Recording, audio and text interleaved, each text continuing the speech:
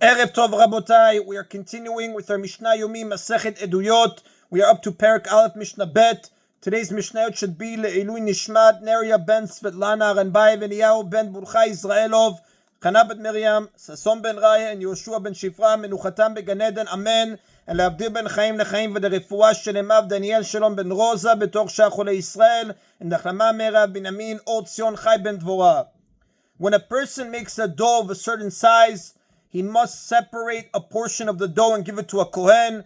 This portion is known as challah. This is discussed in the book of Bamidbar, chapter 15, verses 17 through 21. This Mishnah discusses how large a dough must be in order for the mitzvah of challah to apply. To understand this Mishnah, it is useful to know certain measurements of volume. The basic unit of volume is an egg, a betzah. 6 eggs make a log. 4 log or 24 eggs make a kav.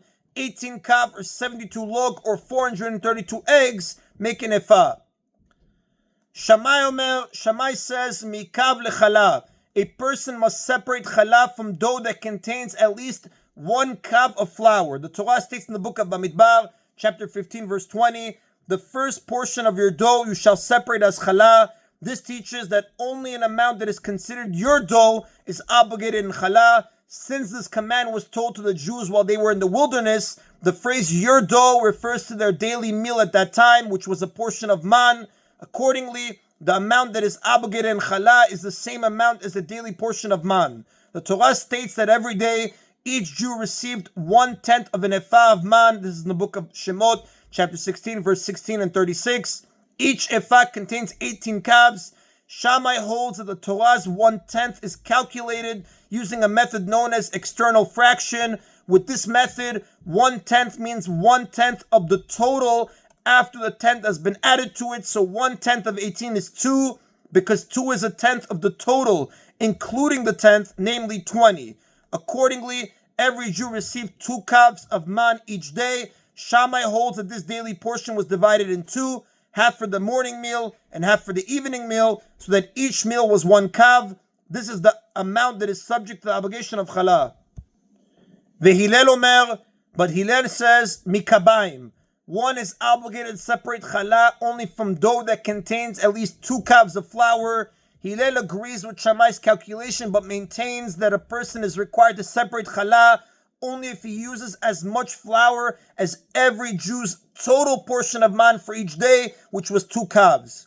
Whereas, like we said, Shammai holds that the daily portion was divided in 2, half for the morning meal and half for the evening meal, so each meal was 1 kav, which Shammai says is the obligation for challah.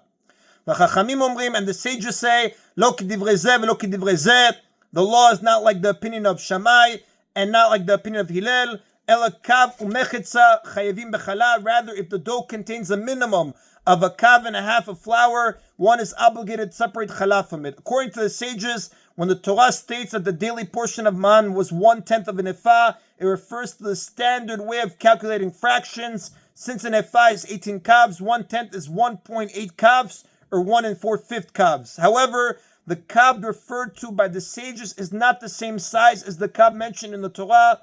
Sometime after the Jews settled in Eretz Israel, they increased all the units of measurement so that the unit known as kav became larger. Since Jerusalem was the center of Jewish life at the time, the new units were known as Jerusalem units, and the old units, the ones mentioned in the Torah, were called wilderness units, since they were used when the Jews were in the wilderness. The Jerusalem units were 1/5 larger than the wilderness units, so 1 Jerusalem unit equals 1 1/5 wilderness units. In order to convert wilderness units to Jerusalem units, one multiplies the old number by 5/6. Therefore, the daily portion of man, which was 1 4/5 wilderness calves, equals 1 1/2 Jerusalem calves. When the sages said that 1 1/2 calves is obligated in challah, they meant 1 1/2 Jerusalem calves. Right, 1 1/2 Jerusalem calves. Now, sometime after this dispute, all units of measurement were increased. Therefore, the unit known as a kav became larger. This was the second time that the units were increased. This increase was done sometime after the destruction of the second temple. Since the city of Tzipori was the center of Jewish life at that time, these new measurements are known as Tzipori units. The tzipori units were 1/5 larger than Jerusalem units. Therefore, 1 tzipori unit equals 1 1/5 Jerusalem units. In order to convert Jerusalem units to tzipori units, one multiplies the old number by 5, 6. The sages expressed their view using the new measurement of a kav. When the units of measurement were increased, the sages said, a dough that contains 5/4 of a kav of flour is subject to chala. As stated, one converts Jerusalem units to tzipori units by multiplying by 5, 6. So 1 1/2 Jerusalem kavs equals 1 1/4 tzipori kavs. Atana disagrees with a detail of the last ruling, Rabbi Yossi, but Rabbi Yossi says, Chamisha piturin, if a dough has exactly 5/4 of a kav, it is exempt from chala. Chamisha ve'od chayvin, but if it has 5/4 of a kav plus a little more, it is subject to chala. All of the above mentioned measurements are based on multiples of an average egg. For example, a kav is the size of 24 eggs. Rabbi Yossi holds that the eggs became smaller over the generations, and in the time of the Mishnah, the average egg was 5% smaller than when the Jews were in the wilderness. Now, the amount of dough that is obligated in chala is based on the size of the egg in the wilderness. However, when the rabbis determined the size of the tzipori kav, they used their own eggs. Therefore, their total was 5% smaller than the actual amount required by halacha. Accordingly, 5% must be added to the measurement of 1 1/4 tzipori kavs in order to get the correct amount that is obligated in chala. Therefore, it comes out to a bit more than 1 1/4 kavs, which is 1 5/16 kavs to be exact. And that is then of Mishnah Bet. Mishnah Gimel discusses the laws of a mikveh, the body of water in which people and objects are immersed in order to become pure from tumah. A mikveh must contain 40 se'ah of water that collected in the ground naturally, meaning it rained directly into the mikveh. Water that has been in a container is known as she'uvin water, drawn water, and is not fit to be used to make a mikveh. Moreover, the rabbis decreed that if a certain amount of she'uvin water is added to a mikveh before it is full, meaning before it contains 40 se'ah of naturally collected water, the entire mikveh is disqualified even if naturally collected water is later added. However, once the mikveh contains 40 se'ah of naturally collected water, it remains valid no matter how much she'uvin water is added to it. The Mishnah cites a dispute about how much she'uvin water invalidates a mikveh in such a manner. Hillel says, Melo hin maim she'uvin poslin the mikveh, a full hin, 3 kavs of she'uvin water invalidates a mikveh if it is added before the mikveh is full. Although the word hin is not a term normally used by the rabbis, hin is a unit of measurement used by the Torah. The rabbis used other units such as kav and log. Hillel used this term.